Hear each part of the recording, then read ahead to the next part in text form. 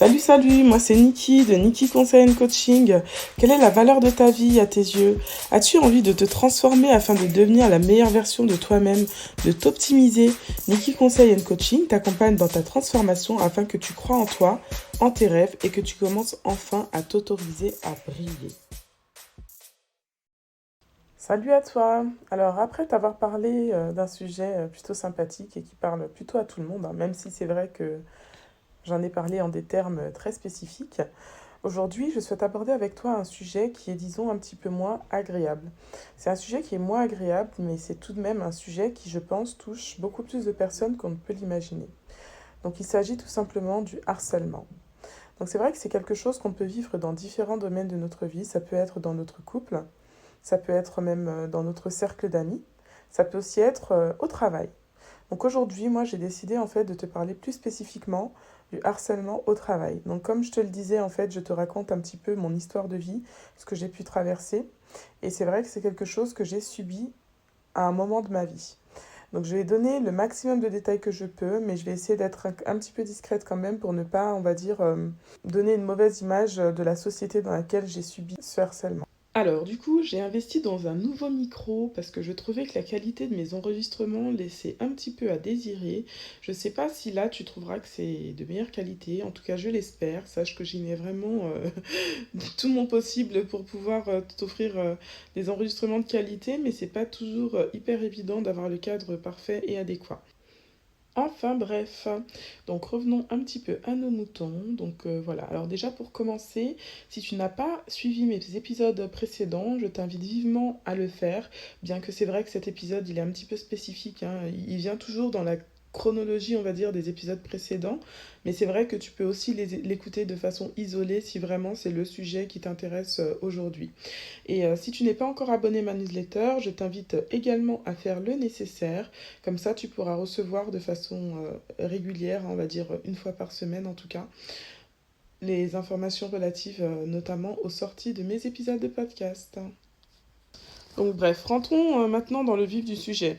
Donc aujourd'hui, j'ai décidé en fait de, comme je le disais tout à l'heure, de partager avec toi une expérience qui, c'est vrai, à une certaine époque a été quand même assez douloureuse pour moi. Parce que c'est vrai que je suis quelqu'un avec un assez gros caractère, qui sait quand même ce qu'elle veut dans la vie, mais qui est quand même un peu souple quand il le faut.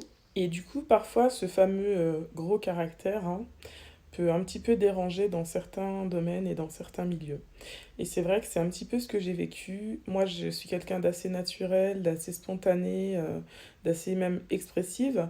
Mais il y a des personnes que ça peut parfois agacer, je pense, parce que c'est vraiment ce que j'ai l'impression d'avoir vécu. J'ai l'impression que ma personnalité, en fait, dérangeait vraiment la personne qui a décidé de me prendre en grippe, sachant que c'est vrai qu'à l'époque, j'étais pas la seule à être considérée comme une paria, si je peux utiliser ce mot-là. Bon, après, c'est un mot un petit peu fort que j'utilise, hein. C'est vrai qu'aujourd'hui, avec le recul, j'ai limite... non, j'ai même pas de limite, en fait. J'ai tout court de la compassion pour cette personne qui m'a fait beaucoup de mal à l'époque, parce que finalement, je me dis, on connaît pas les histoires des gens, on sait pas ce qu'ils ont vécu, on sait même pas ce qu'ils vivent au quotidien, et du coup, on peut pas non plus savoir ce qui les conduit à avoir parfois ce genre de comportement douteux. En tous les cas, en ce qui me concerne, c'est vrai que j'étais vendeuse dans un magasin de vêtements pour femmes. J'y ai travaillé pendant 5 ans. Et en fait, j'étais partie pendant quelques mois pour faire une formation de coach conseiller en image et en relooking à l'époque. Et pendant cette période où je suis partie, en fait, il y a eu un changement de direction. Ou en tout cas, non, il me semble que c'est peut-être plus juste avant mon départ, ouais, c'est ça. En fait, c'était 2 semaines avant mon départ en formation, il s'est avéré qu'il y a eu un changement de direction. Et du coup, quand cette nouvelle personne a pris la direction de la boutique où je travaillais, elle a commencé en fait à avoir des comportements vraiment pas normaux à mon sens. Et pas que à mon sens, parce que du coup, je te raconterai à la fin de l'histoire que j'ai gagné un procès par rapport à tout ça. Et c'est vrai que j'étais assez jeune, parce que bon, là, j'ai parlé de l'adolescence, j'ai parlé de l'adolescence. À cette époque-là, je crois que je devais avoir 24 ans, un truc comme ça. Et du coup, Je revenais en fait de ma formation avec beaucoup d'enthousiasme parce que j'étais vraiment pressée et hyper heureuse de pouvoir mettre en pratique tout ce que j'avais appris, en l'occurrence donner des conseils à tous mes clients par rapport au style vestimentaire, par rapport aux couleurs, par rapport à plein de choses en fait. J'étais vraiment pleine de bonne volonté en arrivant. Et c'est vrai qu'à ce moment-là, j'ai été réserviste en fait quand la personne est arrivée dans ce magasin. Et déjà, la première chose qu'elle a fait, c'est elle m'a fait remonter en rayon.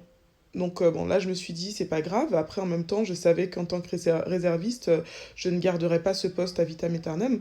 C'est vrai que ça m'arrangeait bien à cette époque-là d'avoir ce poste de réserviste, en fait, parce que je cumulais plusieurs emplois. En fait, j'étais vendeuse, en même temps, j'étais babysitter, je faisais des sorties d'école, en même temps, j'étais commis sur les bateaux mouches, et en même temps, je me lançais aussi à mon compte en tant que coach conseillère en image et en relooking. Mais voilà, c'est vrai qu'avec ma personnalité, avec mon style de vie, je m'en sortais bien, ça me dérangeait pas. Mais bon, c'est vrai que quand elle a commencé à me remettre en rayon, bon, ça c'était un fait, mais ça n'a pas été la seule chose, disons, excusez-moi, qui m'a posé souci. J'en parle avec un petit peu d'émotion, parce que c'est vrai que ça me replonge dans une histoire qui est un peu spéciale, hein, et pour laquelle je me suis beaucoup remise en question, parce que pendant un long moment, je me disais, mais Nika, est-ce que c'est pas toi qui a, excusez-moi du terme, je vais utiliser un mot un peu vulgaire, même si c'est pas dans mes habitudes, je me suis dit, Nika, est-ce que c'est pas toi qui a une trop grande gueule? Est-ce que tu devrais pas te taire un petit peu? Est-ce que tu devrais pas arrêter de t'exprimer et de dire que c'est pas normal? Est-ce que tu devrais pas arrêter de dire que tu voudrais que les choses soient différentes? Mais voilà, c'est vrai que je me suis beaucoup remise en question par rapport à cette histoire.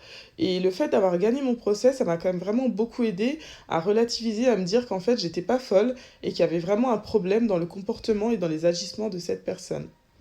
Et donc voilà, comme je le disais, donc ça a commencé avec le fait qu'elle m'ait remise en rayon.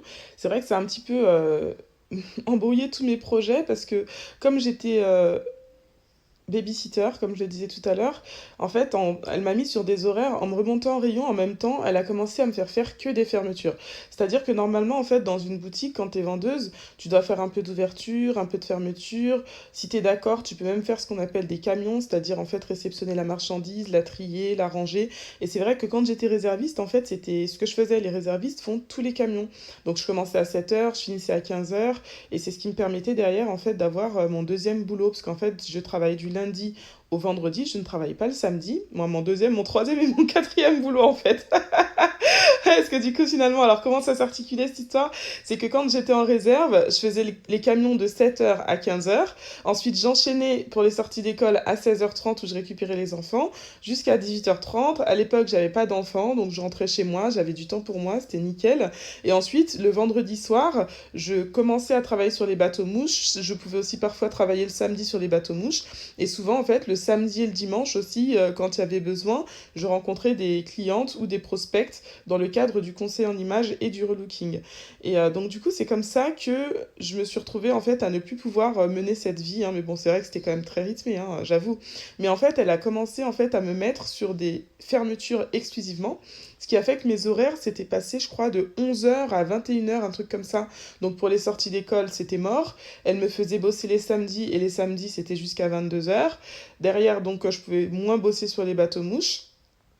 Pour le conseil en image et en relooking, c'est pareil, ça devenait aussi un petit peu compliqué pour moi parce que mes horaires, en fait, étaient pas faciles à gérer au quotidien, on va dire. Et voilà, donc c'est comme ça que ça a commencé un petit peu à partir en vrille, en fait. Donc moi, oh là là, je suis désolée, je bégaye beaucoup, c'est un petit peu difficile pour moi de parler de tout ça. Du coup, alors comment dire? Finalement, donc de mon côté, bah, c'est vrai que j'ai accepté les horaires, j'ai accepté les modifications. Bon, j'ai accepté, je dis ça comme si j'avais le choix. J'avais franchement pas le choix. Mais voilà, je me suis pliée aux volontés, je faisais mon travail correctement. Je me rappelle encore qu'à l'époque, franchement, j'étais dans un rayon qui était quand même assez grand. Et en fermeture, finalement, je fermais la moitié du rayon à moi toute seule. Et encore, je dis la moitié, je pense que c'était même plus de la moitié en fait. Donc du coup, je faisais vraiment mon travail avec diligence, avec sérieux. Voilà, j'essayais vraiment d'être le plus irréprochable possible parce que j'avais vraiment l'impression de subir à ce moment-là ce qu'on appelle vulgairement un délit de sale gueule en fait. Et du coup, voilà, j'ai continué mon job, j'ai dû réadapter mon programme, j'ai dû réadapter mes horaires. Et en fait, au fil de l'eau, ça allait de plus en plus loin. Par exemple, je me rappelle encore d'une fois où j'étais en cabine et du coup, en fait, cette personne, elle est venue et il me semble, j'espère que je dis pas de bêtises, Et il me semble en fait que c'était un samedi, parce que du coup, donc en cabine, c'est vrai que le samedi, c'est le moment où c'est un peu la jungle hein, dans les magasins pour femmes, hein. Franchement, d'ailleurs, un petit mot quand même pour les femmes, un peu de respect pour les vendeuses, hein. Parce que c'est vrai que franchement, c'est dingue quoi. Bon là, je suis en train de parler du samedi, mais je parle même pas des soldes quoi. Bon, c'est sûr que c'était pas une période de solde, parce que dans mes souvenirs, le mois que c'était pas un mois de solde. Mais en tout cas, ce qu'il y a de sûr, c'est qu'il y avait eu beaucoup de retours. Et du coup, en fait, j'avais eu beaucoup de vêtements qui m'avaient été déposés en vrac sur la table. Et en fait, cette personne s'est approchée de moi.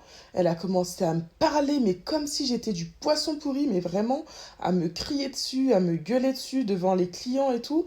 Et là, franchement, c'était trop pour moi. J'ai trouvé que cette situation, elle était complètement inappropriée, que c'était pas normal. Donc, du coup, c'est vrai que à ce moment-là, en fait, je fréquentais pas mal les syndicats. Parce que du coup, en fait, cette personne-là, apparemment, elle avait déjà causé beaucoup de tort dans d'autres boutiques avant d'arriver dans la mienne. Et en fait, elle était un petit peu réputée, il me semble, dans mes souvenirs, pour être un peu comme une flic, quoi. C'est-à-dire quelqu'un qui vient recadrer quand ça va pas. Et du coup, bon, moi, quand elle m'a parlé comme ça, je me suis vraiment sentie mal, je me suis sentie agressée, je me suis sentie nulle, j'avais super honte devant les clientes, je savais plus où me mettre. Et donc, bah, qu'est-ce que j'ai fait? J'ai quitté mon poste, en fait. J'ai quitté mon poste parce que j'ai estimé que cette situation, elle était clairement hostile pour moi, que je n'avais pas à subir ça, que je ne venais pas au travail pour être traitée comme ça. Et donc, du coup, j'ai été quand même maligne parce que c'est vrai que si j'avais pas fait ça, ça aurait vraiment pu se retourner contre moi. Je dis maligne, j'ai fait preuve de bon sens, on va dire, même si c'est vrai que tout le monde n'a pas forcément le réflexe de faire ce genre de choses. En fait, j'ai écrit un mot, c'est-à-dire que j'ai pas quitté mon poste comme ça en claquant la porte, en allant me changer, en quittant le magasin. J'ai écrit un mot en fait dans lequel je précisais que suite à une situation qui a été difficile à gérer pour moi émotionnellement, je me retrouvais dans l'obligation de quitter mon poste pour ma sécurité en fait. Voilà, et j'avais signé avec mon matricule, je me rappelle, je l'ai encore dans mes affaires ce papier parce que cette histoire elle m'a vraiment marquée. Et donc du coup c'est comme ça que je suis partie pour la première fois. Donc après ça, je suis rentrée chez moi, je me suis posé vraiment beaucoup de questions. Je me suis dit là, tu reviens d'une formation de coach conseillère en image et en relooking. Tu t'es lancée là-dedans parce que tu adorais être au contact des clients, parce que tu adorais le style vestimentaire, parce que tu adorais conseiller. Et maintenant, tu te retrouves dans cette situation-là. Bon, j'avais un loyer à payer, j'avais quand même des charges, j'avais beaucoup de choses à gérer à côté.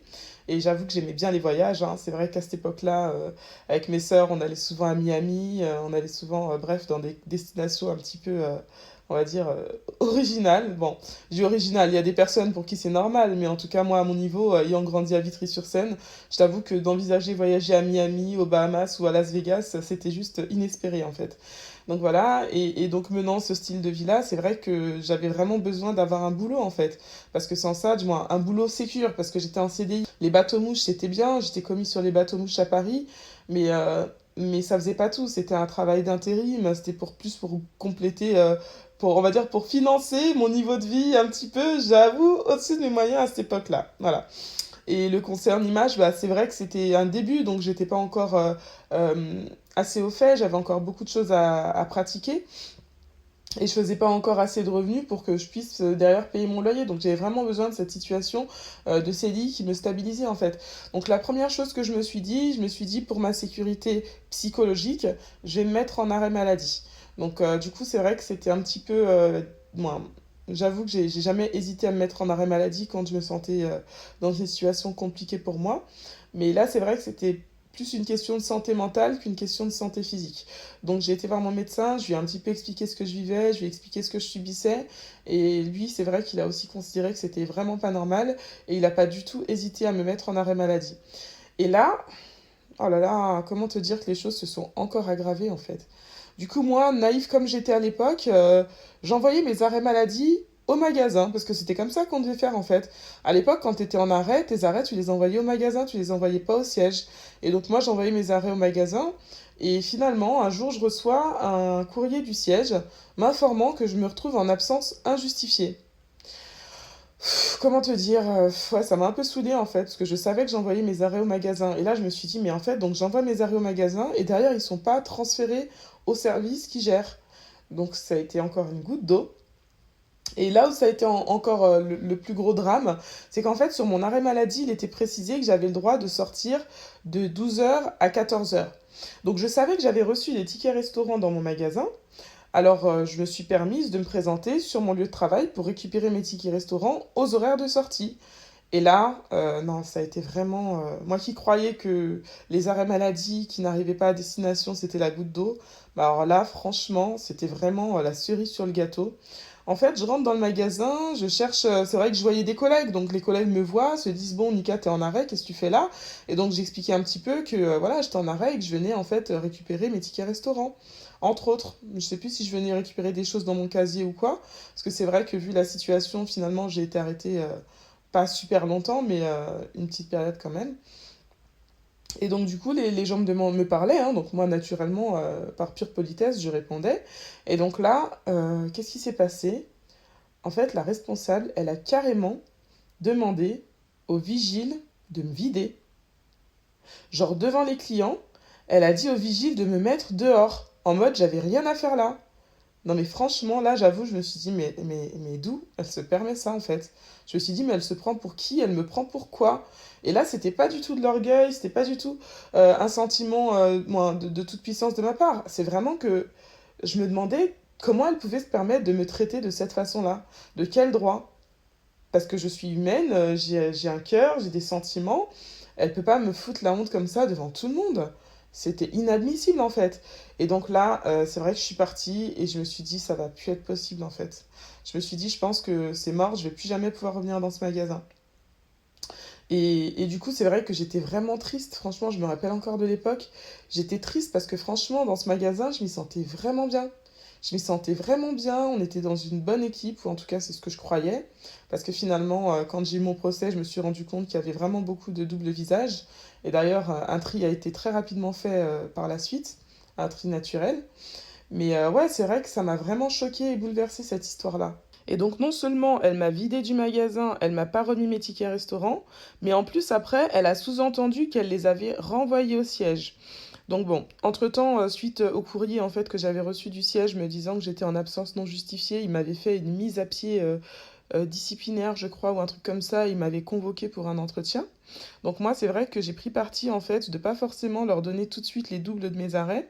Je me suis dit que je vais vraiment m'expliquer avec eux en face parce que là, ça faisait vraiment beaucoup, beaucoup de choses. Et une fois sur place, quand je leur ai expliqué un petit peu ce que je vivais, ils ont appelé le magasin et ils lui ont demandé où étaient mes tickets resto. Et là, la personne, elle a dit, bah, ils sont là, elle peut venir les chercher quand elle veut. Et là, je me suis dit, non, mais franchement, j'ai que ça à faire, moi, d'aller à Paris intramuros, alors que j'habitais en banlieue parisienne, pour chercher des tickets restaurants, alors que j'y suis déjà allée une première fois et que je me suis fait vider du magasin par un vigile. Bon, c'est vrai que là, aujourd'hui, bon, cette histoire, je m'en suis un peu remise, parce que c'est vrai que ça fait quelques années, mais sur le coup, franchement, c'était vraiment un gros choc pour moi. Moi, j'avais la vingtaine juste passée, j'étais pleine de bonne volonté, je voulais bien faire, et derrière, en fait, j'ai été traitée vraiment comme une bouse, quoi, et c'était vraiment pas agréable à vivre, en fait. Et donc, du coup, une fois au siège, je leur ai expliqué un petit peu ce qui se passait dans le magasin, sachant que c'est vrai qu'à ce moment-là, j'avais quand même commencé à récupérer quelques attestations de collègues. Parce qu'en fait, moi, j'avais été prise en grippe, mais j'étais pas la seule, en fait. On était vraiment plusieurs à être un petit peu victimisés comme ça, à être, je peux utiliser le mot, hein, à être harcelés, en fait. À être harcelés. Et du coup, avec les attestations que j'avais, j'ai commencé à monter un petit dossier parce que je me suis dit, c'est vrai que c'est pas normal de vivre ça en fait. Et moi, je me sentais assez forte en fait pour porter cette situation et pour porter les personnes qui étaient en train de vivre la même chose que moi. Après, c'est vrai qu'il s'est avéré que je me suis retrouvée toute seule au prud'homme. Bah écoute, ça m'en a fait plus pour moi hein, parce que j'ai gagné mon procès. Mais derrière, j'étais quand même un peu triste pour ces personnes-là qui, elles, ont démissionné. Parce que bon, ah oui, c'est vrai, il faut que je revienne aussi là-dessus. C'est que quand je me suis retrouvée au siège, en fait, je leur ai expliqué que c'était compliqué pour moi et tout. Et là, ils ont décidé, en fait, de me faire une mutation disciplinaire. Pompon sur la Garonne, quoi. Donc toi, t'es là, tu fais ton job, tu demandes rien à personne, t'es victime de harcèlement moral. Et en plus, c'est toi qu'on décide de muter disciplinairement. Si là, on marche pas sur la tête, mais bon, c'est vrai qu'ils savaient pas sur qui ils étaient tombés, parce que moi, j'aime la justice, et là, je trouvais vraiment que la situation, elle était complètement injuste. Donc, suite à ça, en fait, j'ai commencé premièrement à chercher du boulot sur Internet, et c'est vrai que je j'ai pas forcément trouvé tout de suite, et au bout d'un moment, j'ai pris la décision, en fait, de démissionner. Donc j'ai pris la décision de démissionner de Zara parce que je me suis dit mutation disciplinaire à 1 heure et demie de chez moi. En gros, dans mon contrat, en fait, c'était marqué qu'en cas de besoin, la boutique, non, la boutique, la marque, en fait, avait le droit, je fais exprès de parler comme ça, hein, parce que je ne veux pas, en fait, cracher, comme je disais, sur la marque en question, parce que, bon, encore une fois, c'est une personne qui s'est mal comportée, et c'est pas forcément de la faute de toute la marque, même si non, en réalité, c'est pas qu'une personne qui s'est mal comportée. Ils ont été plusieurs à très mal se comporter, parce que la première personne s'est mal comportée, et les autres l'ont soutenue. Et ça, c'est ce qui a été vraiment le plus difficile pour moi à accepter et à supporter. De voir en fait que cette personne qui s'était vraiment très mal comportée vis-à-vis de moi, de voir qu'elle avait le soutien en fait de la hiérarchie, là je me suis dit c'est vraiment, vraiment, vraiment pas normal. Et c'est à ce moment-là en fait que j'ai eu le déclic et que j'ai décidé que je voulais pas travailler pour cette boîte parce que je refusais de travailler pour une boîte qui soutient des personnes qui se comportent de cette façon-là. Moi j'étais certes une petite vendeuse là, de rien du tout, à 35 heures certes, parce qu'il y avait plusieurs types de contrats dans cette société. Et du coup, en tant que petite vendeuse, j'ai été clairement méprisée en fait. J'étais clairement méprisée, déconsidérée. Et encore une fois, heureusement que j'avais les syndicats qui étaient de mon côté. Parce que sans les syndicats, bon, j'aurais peut-être pris un petit peu plus de temps pour avancer, pour monter mon dossier. Et c'est pareil, à l'époque, je connaissais pas trop encore la protection juridique, parce que sinon j'aurais pensé à prendre un petit contrat. Bon, bref. Donc du coup, j'ai dû payer mon avocate de ma poche, mais bon, j'ai réussi. Ça, c'est le plus important. Et du coup, pour revenir un petit peu à nos moutons, donc en définitive, quand ils ont décidé de soutenir cette personne, donc moi j'ai décidé de démissionner. Et du coup, ouais, j'ai démissionné, j'ai fait ma lettre de démission. Dans ma lettre de démission, j'ai vraiment expliqué point par point les raisons pour lesquelles je prenais cette décision. Et j'ai bien expliqué que si je démissionnais, ce n'était pas par choix, mais parce que mon employeur m'a mise dans une situation dangereuse qui me forçait à prendre cette décision de démission. Et c'est vrai que ça a vraiment joué en ma faveur, parce que comme je le disais derrière, je le répète assez souvent, mais j'en suis pas peu fière, j'ai gagné mon procès contre cette grosse boîte. Voilà. Et bon, je vais pas forcément dire combien j'ai gagné, mais en tout cas, c'était un montant à 5 chiffres. D'ailleurs, tu verras, je suis désolée, mais à un moment, j'ai fait oh là là, j'ai fait un coupage dans mon montage qui est peut-être pas forcément hyper net, mais bon, j'avoue, mon dernier épisode aussi, je suis désolée, hein, il était pas hyper bien monté, mais bref. Je fais de mon mieux et je progresse.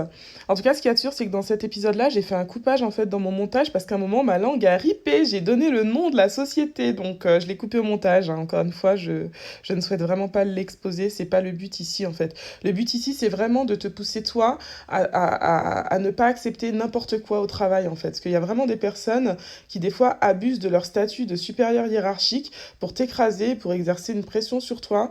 Comme je disais en fait, moi je sais plus si je l'ai dit au début de mon épisode ou si je comptais en parler par la suite, mais des fois en fait on connaît pas l'histoire de ces personnes-là en fait. On sait pas ce que elles-mêmes elles ont vécu, on sait pas ce que elles-mêmes elles essayent de se prouver. C'est pas une raison pour qu'elles se comportent comme ça avec nous, mais en tout cas c'est une raison pour leur pardonner de nous avoir fait subir tout ça. Donc moi c'est vrai que là aujourd'hui je raconte cette histoire, franchement c'est pas du tout avec amertume, au contraire c'est vraiment avec fierté parce que j'ai refusé en fait de me laisser traiter comme ce que je ne méritais pas en fait. Voilà, moi, on a voulu me traiter comme n'importe quoi, et je ne suis pas n'importe qui, on ne me traite pas n'importe comment, et j'ai refusé ça. Donc c'est juste ça, en fait, c'est pour dire que moi, Nika, la petite, là, la petite Congolaise de Vitry-sur-Seine, j'ai attaqué une grosse boîte internationale dans le domaine du prêt-à-porter féminin, et j'ai gagné, quoi. Et c'est pas de la fierté mal placée, c'est juste pour dire en fait à quelqu'un n'accepte pas n'importe quoi, n'accepte pas de subir des choses que tu ne mérites pas. Et encore une fois, là, je me suis centrée en fait sur le harcèlement moral au travail, parce que moi, c'est ce que j'ai vécu, donc je te partage mon expérience, et c'est vrai que c'est plus facile pour moi, mais en réalité, ce sujet-là, il s'adapte vraiment à tous les domaines en fait, hein. Il peut tout à fait être dupliqué dans ta vie familiale, ça peut aussi être dans ta vie de couple, ça peut aussi être dans ta vie amicale, hein. Des fois, il y a des personnes hein, amicalement qui exercent une pression sur toi et qui abusent un petit peu de ta gentillesse et de ta bienveillance. Moi, par exemple, tu vois, là, voilà, je suis en train de parler de harcèlement amical. J'ai mon fils, en fait, qui est actuellement au collège depuis quelques mois. En fait, il a un de ses copains qui était avec lui à l'école primaire dans sa classe. Un de ses copains que lui affectionne beaucoup et mon fils, dans sa bienveillance, essaye de ne pas l'offenser quand il l'interdit gentiment de ne pas fréquenter d'autres personnes parce qu'il veut vivre une relation exclusive avec mon fils. Et un jour, c'est vrai que mon fils me racontait une histoire en pleurant. Il me racontait en fait que Bon, donc du coup, je me suis arrêtée dans ma lancée là parce qu'en fait, je me suis tout simplement posé la question à savoir si mon fils serait d'accord pour que je raconte cette histoire. Et en discutant avec lui, on est tous les deux tombés d'accord sur le fait que c'était beaucoup plus simple si c'est lui qui te la raconte. Donc c'était pas prévu comme ça, voilà. Donc je me retrouve avec un invité sur mon podcast, Monsieur Camari. Voilà, donc je lui donne la parole tout de suite. Bon alors du coup, vas-y, je te laisse te lancer et raconter tout simplement cette histoire, parce que je me rappelle encore quand tu me l'as raconté la dernière fois, c'était assez bouleversant et assez difficile pour moi en tant que maman de l'entendre, surtout en tant que maman qui avait déjà elle-même été victime de harcèlement. Donc alors, raconte-moi tout. Alors, c'est mon copain et pendant la récréation, il m'obligeait à lire. Enfin, obligé.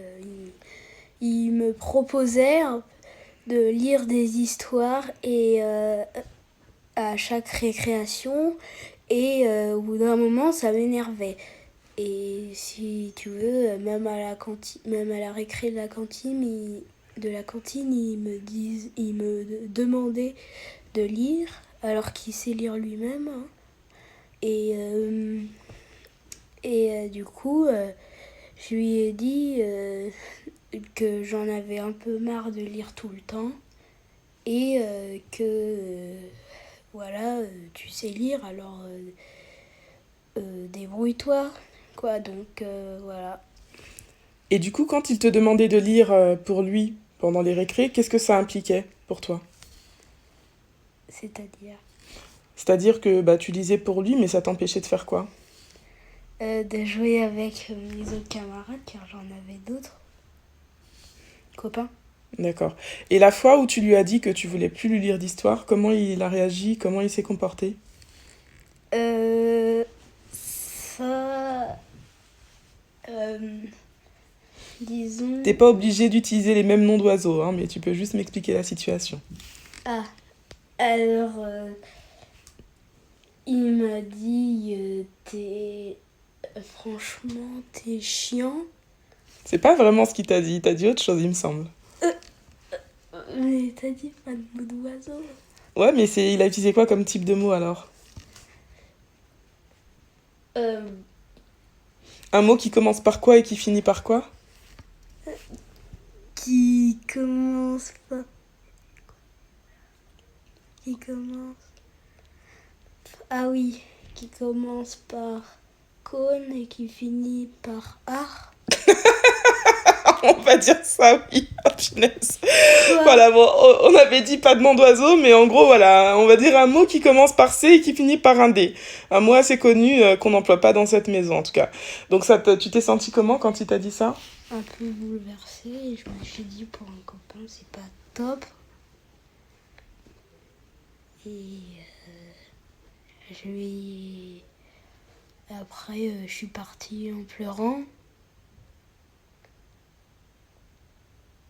Et aujourd'hui, vous avez quoi comme relation avec cette personne?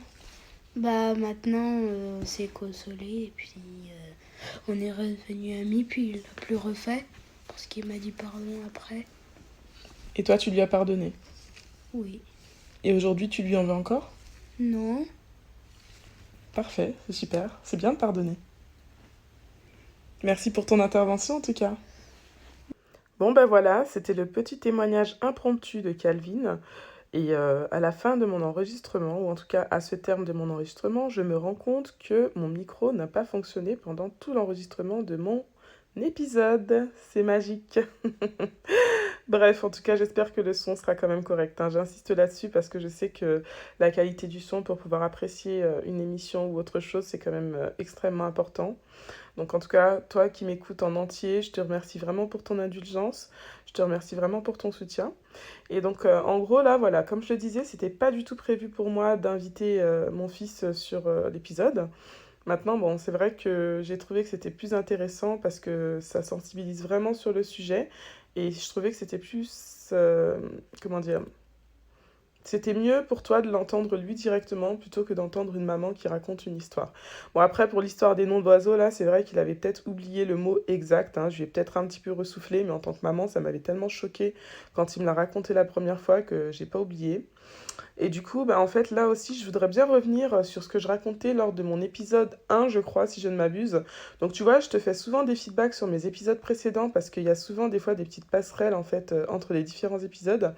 Pourquoi? Parce qu'en fait, dans l'épisode 1, je te parlais de l'importance d'avoir une communication efficace avec ton enfant dès le plus jeune âge et ne pas attendre qu'il se retrouve à la période de l'adolescence pour espérer pouvoir avoir accès à ses petits secrets. Donc c'est vrai que je ne vais pas dire style je suis un exemple, je suis une maman parfaite parce que comme tout un chacun, j'ai mes phases de doute, j'ai mes phases de crainte et j'ai aussi mes imperfections. Mais c'est vrai qu'il a toujours été extrêmement important pour moi d'être vraiment à l'écoute de mes enfants, ce qui permet en fait aujourd'hui que mon enfant étant en période de préadolescence arrive à me parler en fait, arrive à se confier à moi. Et c'est vrai que ça permet qu'on arrive à... Moi, ça lui permet aussi de braver ses difficultés. Parce que c'est vrai que s'il ne m'avait pas raconté tout ça, peut-être que cette histoire, elle aurait pu le détruire intérieurement. Peut-être qu'il aurait pu se sentir coincé dans cette situation qui n'était pas du tout appropriée.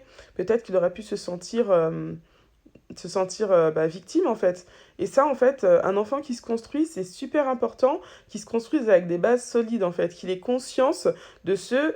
Moi, comment dire, qu'il ait conscience des limites en fait, on va dire. Qu'il ait conscience de là où il ne doit pas aller, qu'il ait conscience de comment il ne doit pas être traité. Et là, aujourd'hui, en fait, en lui expliquant, lorsqu'il m'a expliqué cette histoire, en lui expliquant moi-même que cette situation n'était pas normale, en lui disant que j'étais avec lui, que j'étais derrière lui, non seulement ça a renforcé notre lien de confiance, mais en plus, ça a aussi permis qu'il puisse derrière communiquer comme il se doit avec son camarade pour qu'ils puissent retrouver une relation amicale beaucoup plus saine.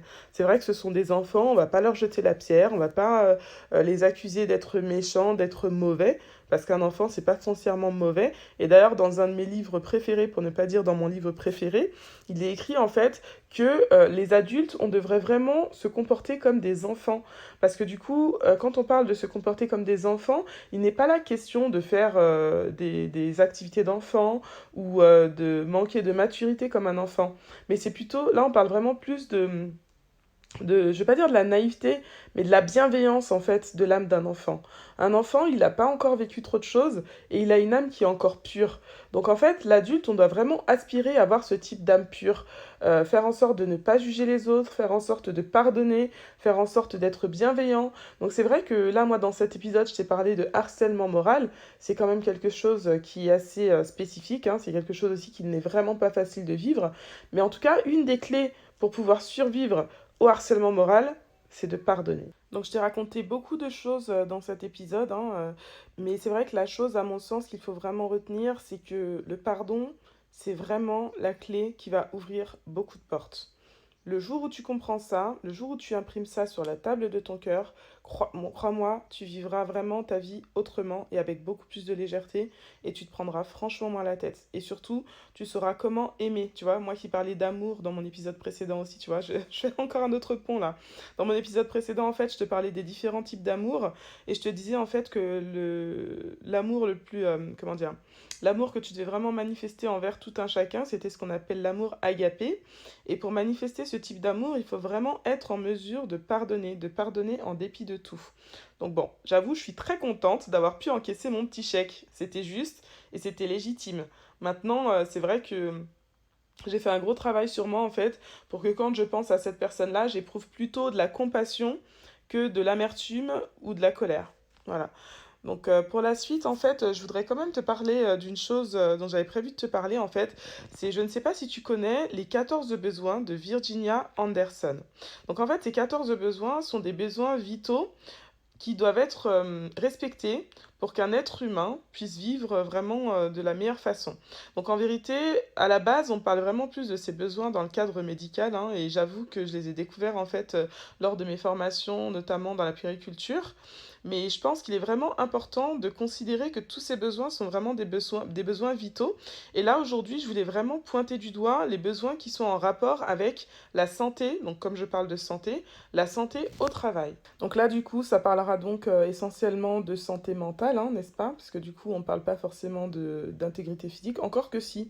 C'est vrai que quand tu parles de harcèlement moral, euh, c'est déjà... Alors, c'est vrai que j'ai pas pensé à donner la définition, je suis gentille, moi. Bon, j'aurais dû le faire au début, hein. Alors, si t'as pas regardé l'épisode en entier, bon, bah, tu sauras pas ça, tant pis. Et si t'as regardé l'épisode en entier, bah, je te donne quand même la définition, en fait, du harcèlement moral. Donc, en fait, au travail, hein, plus précisément. Donc, faut savoir que c'est un délit. Et c'est tout simplement une attitude, en fait, qui entraîne la dégradation des conditions de travail d'une personne. Donc ça peut être par l'atteinte en fait à ses droits ou à sa à sa dignité. Et ça peut être également par une altération de sa santé physique, hein, ou mentale. Donc tu vois, là je te parle quand même de la santé physique, parce qu'il y a des gens qui sont assez des fois tordus, si je peux me permettre d'utiliser ce mot, pour frapper d'autres personnes au travail. Et du coup, pour terminer, ça peut aussi être, en fait, si ça peut aussi se manifester pardon, par une menace contre l'évolution professionnelle d'une personne. Voilà. Donc pour revenir en fait sur ces fameux 14 besoins de Virginia Anderson, il y en a au moins 5 qui peuvent être altérés lorsque ta santé au travail n'est pas respectée. Donc le premier, à mon sens, ce sera éviter les dangers en fait. Pourquoi?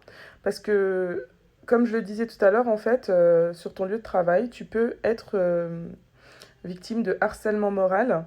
Et donc, en étant victime de harcèlement moral, ça peut se manifester de plusieurs formes, hein, comme j'ai déjà expliqué tout à l'heure dans la définition. Et en fait, à quel moment ça deviendra un danger pour toi? À partir du moment, en fait, où il y aura une altération de ta santé physique ou mentale. Donc là, du coup, c'est un danger pour ta santé physique ou mentale.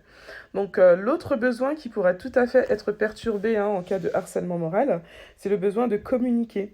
Parce qu'en fait, c'est vrai que dans certains cas, le harcèlement moral peut se manifester par le silence ou par une communication difficile, inefficace, ou comme je disais aussi tout à l'heure, par une attitude en fait entraînant la dégradation des conditions de travail. Donc ça peut être sous la forme d'insultes, ça peut être sous la forme de victimisation. Voilà. Donc, un autre besoin qui peut être altéré, pratiquer sa religion. Donc, c'est vrai que ça peut paraître fou, mais pratiquer sa religion, ça fait partie des 14 besoins pour se sentir équilibré, en fait. Et dans certains endroits, en fait, sur certains lieux de travail, il y aura certaines personnes qui vont être jugées, qui vont être pointées du doigt en fonction de leur foi. Ça peut être des personnes qui sont juives, ça peut être des personnes qui sont chrétiennes, ça peut être des personnes qui sont musulmanes ou même des personnes qui pratiquent d'autres choses, hein, spirituelles, hein, comme elles le souhaitent. Mais il n'empêche que, en fait, ces personnes-là seront jugées et seront maltraitées par rapport, en fait, à leur pratique religieuse. Ou en tout cas, à la manifestation de façon peut-être ostentatoire par des signes quelconques de leur foi. Voilà. Donc le dernier besoin qui, à mon sens, en tout cas, j'en ai peut-être loupé un, mais pour moi c'est le dernier, qui peut être perturbé, en fait, c'est tout simplement le besoin d'apprendre. Pourquoi? Tout simplement parce qu'en fait, on a tous droit à la formation. Et c'est vrai qu'il y a certains domaines de compétences où on ne sait pas pourquoi, mais la formation et la montée en compétences ne sera pas du tout proposée. Alors qu'en réalité, en France, c'est un droit. Donc du coup, c'est vrai qu'à partir du moment où le droit d'apprendre n'est pas respecté, donc on peut considérer que le besoin sera perturbé. Et comme je le disais aussi tout à l'heure quand j'ai donné en fait la définition du harcèlement moral au travail, le fait en fait comment dire, que ton évolution professionnelle soit menacée, mais en fait c'est une forme, c'est une façon de t'empêcher d'apprendre, hein, d'une certaine façon, d'apprendre à passer à un niveau supérieur, d'apprendre à acquérir de nouvelles compétences. Donc voilà. Et en fin de compte, je me suis rendu compte que j'avais effectivement oublié un des besoins. Donc c'est tout simplement le besoin de s'occuper et de se réaliser. Donc se réaliser, s'occuper, ça rentrera également dans le même cadre, hein. Donc à partir du moment où ton évolution professionnelle est menacée, on peut considérer en fait que tu as du mal à te réaliser en fait, parce que tu as envie d'évoluer, tu as envie d'aller plus loin, tu as envie de progresser, mais comme tu n'évolues pas dans ton domaine professionnel et dans ton domaine de compétences, tu peux effectivement te sentir coincé et sentir que ton besoin de t'occuper ou de te réaliser est perturbé. Voilà en tout cas pour ce qui est des 14 besoins de Virginia Anderson. Donc maintenant, je voudrais aborder un dernier point avec toi en fait. C'est tout simplement en répondant à 3 questions. Donc la première question, ce serait pourquoi certaines personnes ne réagissent pas au harcèlement dont elles sont victimes. Donc pour répondre en fait à cette question qui finalement n'est pas ma première mais ma deuxième question, parce que c'est vrai que la première question, je l'ai déjà posée tout à l'heure et j'y ai répondu, hein, c'était tout simplement qu'est-ce que le harcèlement moral. Du coup, donc là, je reviens sur la question que je viens de poser là, en l'occurrence, pourquoi certaines personnes ne réagissent pas au harcèlement dont elles sont victimes. À mon sens, il y a plusieurs raisons à cela. Donc la liste que je vais te faire là n'est vraiment pas exhaustive, hein, c'est juste pour te donner quelques petits points comme ça pour que tu puisses te faire aussi ta propre idée sur le sujet. Mais ce qu'il y a de sûr, c'est que je pense que cela relève en fait finalement d'un défaut au niveau du cadre de référence. C'est-à-dire qu'on évolue tous dans un environnement qui est plus ou moins sécure. Et en fonction de ce que tu vivras dans ton cadre de référence, hein, qui est donc ton foyer de base, donc là où tu as grandi notamment auprès de tes parents ou auprès des personnes qui ont pu t'élever, tu as pu vivre et voir des choses en fait. Tu as pu aussi parfois même assister à des scènes auxquelles tu n'aurais pas dû assister, qui te donnent en fait un cadre de référence et qui établit dans ta vie une certaine norme. Et en fait, en fonction de la norme que tu vas établir selon ton vécu, tu vas accepter de vivre et de subir certaines choses. Et c'est pour ça qu'on parle souvent aussi on parle souvent de la reproduction de certains schémas familiaux. Par exemple, des hommes, des fois, qui vont avoir tendance à frapper leurs femmes, tout simplement parce qu'ils ont peut-être des fois assisté eux-mêmes, en fait, à ce genre de sévices dans leur enfance. Voilà, donc ça, c'est un des points qui, je pense, peut justifier le fait qu'on ne réagisse pas, en fait, en cas de harcèlement moral. Après, il peut y avoir aussi d'autres choses. Parfois, certaines personnes doutent d'elles constamment. Et en fait, en étant dans le doute constant, on n'arrive pas forcément à placer la jauge là où elle doit être placée. C'est-à-dire à voir quelles sont les limites que les gens ne doivent pas franchir. À partir de quel moment on considère que la personne qu'on a en face de nous a poussé le bouchon un petit peu trop loin. On n'a pas tous la même limite en fait par rapport à ça. Bon, ça revient un petit peu à ce que je disais précédemment, parce que c'est vrai que ça peut aussi dépendre du vécu qu'on a. Mais c'est vrai qu'en fonction de ça, on va accepter certaines choses. Des fois, il y a aussi tout simplement le seuil de patience. Des fois, il y a certaines personnes qui sont tellement patientes que finalement, ça ne les atteint pas. Comme on dirait vulgairement, du moins, il y a un proverbe, j'aime bien les proverbes, hein, tu l'aurais remarqué, qui dit «La bave du crapaud n'atteint pas la blanche colombe». Donc c'est pour dire qu'en fait, quelqu'un peut faire autant de mal qu'elle veut, mais par exemple, moi, je peux le dire en parlant de moi, je ne serai pas atteint parce que je suis au-dessus de tout ça, en fait. Voilà, je pense que ça peut aussi être une des raisons pour lesquelles certaines personnes ne réagissent pas au harcèlement dont elles sont victimes.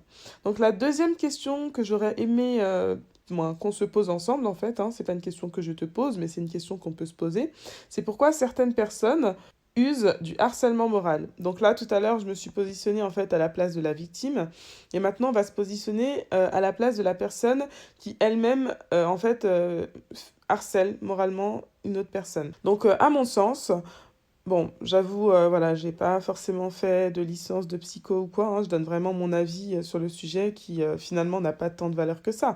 Mais c'est mon avis en tout cas, et voilà, j'espère que tu le respecteras. Donc, à mon sens, en fait, les personnes qui usent de harcèlement moral, c'est des personnes qui sont inconfortables, c'est-à-dire que ce sont des personnes qui ne sont pas à l'aise avec elles-mêmes. Donc, du coup, une personne qui n'a pas confiance en elle, une personne qui peut-être même est elle-même aussi victime de harcèlement, va finalement reproduire ce qu'elle subit sur quelqu'un qui lui paraît plus faible. Donc du coup, peut-être que c'est une façon pour elle de se sentir puissante, peut-être que c'est une façon pour elle de prendre ce qu'on appelle une revanche sur ce qu'elle vit elle-même. Mais ce qu'il y a de sûr, c'est que dans ce schéma-là, il y a vraiment quelque chose de malsain. Quelqu'un qui va user de harcèlement moral, ce sera à mon sens quelqu'un d'instable. Bon, après c'est vrai qu'il peut y avoir des personnes qui sont pervers narcissiques et du coup qui vont vraiment user et abuser de ce type de comportement. Mais c'est pareil, hein, pour moi, un pervers narcissique, je pense qu'il a aussi un problème à un moment donné. J'en parlerai un petit peu plus profondément dans un autre épisode, hein, parce que j'ai prévu aussi d'aborder la perversion narcissique. Mais ce qu'il y a de sûr, c'est que, voilà, moi je pense qu'il faut vraiment, comme tout à l'heure je le disais un peu moins précédemment dans mon épisode, d'ailleurs, à un moment tout à l'heure, je parlais de si t'as vu, ou bon bref, En gros, oui, je sais, c'est un podcast ne se voit pas, un podcast s'entend. Donc je reprends ce que j'ai dit tout à l'heure, donc si tu as entendu mes épisodes précédents. Voilà, c'était la petite parenthèse. Et donc du coup, j'espère que je suis assez claire dans ce que je dis, parce que j'avoue que là, je suis en train d'enregistrer un petit peu tard. Après avoir couché mes enfants, c'était pas hyper évident, parce que monsieur est parti au sport aujourd'hui. C'est vrai que c'était plus que nécessaire. Donc voilà, alors je te raconte un petit peu ma vie, mais tout ça pour dire que il est vraiment important et capital de sortir du jugement. Parce que c'est vrai que dans tous les cas, que tu sois victime de harcèlement moral ou que tu fasses subir du harcèlement moral, je pense qu'à un moment donné, tu as dû être exposé à des choses qui t'ont poussé en fait à construire la relation à l'autre de façon erronée. Donc c'est vrai que je pense que c'est à cet endroit-là qu'il faut remonter pour essayer de comprendre ce qui a été mal vécu, mal perçu. Donc en tout cas, moi, je finirai par là, mon épisode, parce que je pense que j'ai beaucoup parlé aujourd'hui. J'espère que tu as appris plein de choses, j'espère que ça t'a plu.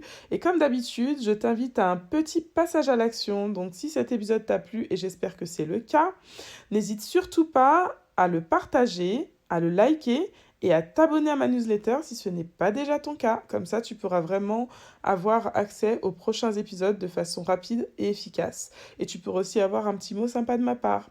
Et ben voilà, en tout cas, c'était encore moi, Nika, alias Nikki Conseil and Coaching, pour croire en tes rêves et brille.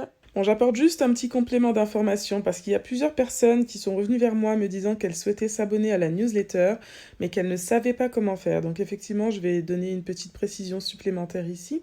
Donc du coup, je ne sais pas si tu me suis déjà sur les réseaux, donc que ce soit sur Instagram, sur Facebook, ou même sur YouTube. Dans tous les cas, tu peux trouver en fait dans la plupart de mes bios, donc sur Nikki Conseil and Coaching ou sur Nikki Chérie Lifestyle, en fait un lien Linktree. Donc c'est un lien qui réunit vraiment toutes les plateformes où tu peux me trouver. Et dans tous les cas, je te remettrai le lien en commentaire de mon épisode. Et enfin, pour revenir sur où tu peux trouver ma newsletter, en fait, mon podcast est hébergé sur le site Ocha. Donc du coup, il faut tout simplement aller sur le site Ocha et t'abonner à la newsletter. Et tu peux également y suivre les épisodes parce qu'en fait, j'ai pris une décision. Je pense que je vais arrêter de publier mes épisodes sur ma chaîne YouTube. Voilà, peut-être que je te dirai dans un épisode hors série pourquoi, mais ce qui est sûr, c'est que pour le moment, je pense que je vais arrêter ça. Donc si tu veux continuer de m'écouter, il faudra que tu ailles plutôt soit sur Apple Podcast, soit sur Ocha, entre autres. Puis après, comme je le dis tout le temps, je suis vraiment visible sur toutes les plateformes d'écoute, donc que ce soit Spotify, que ce soit Amazon Prime, que ce soit... alors, il y a quoi d'autre Deezer, voilà. Donc, tu peux vraiment me trouver partout. Donc, vraiment, choisis la plateforme d'écoute qui te conviendra le mieux. Et voilà. Et c'est avec grand plaisir que je continuerai de partager avec toi mes épisodes. Mais pour YouTube, pour le moment, ce sera stand-by. Voilà, voilà. Et bien, au plaisir en tout cas. Prends bien soin de toi, prends bien soin des tiens. Et à très bientôt. Prépare-toi à renouveler ton système de pensée et surtout, n'oublie pas de briller.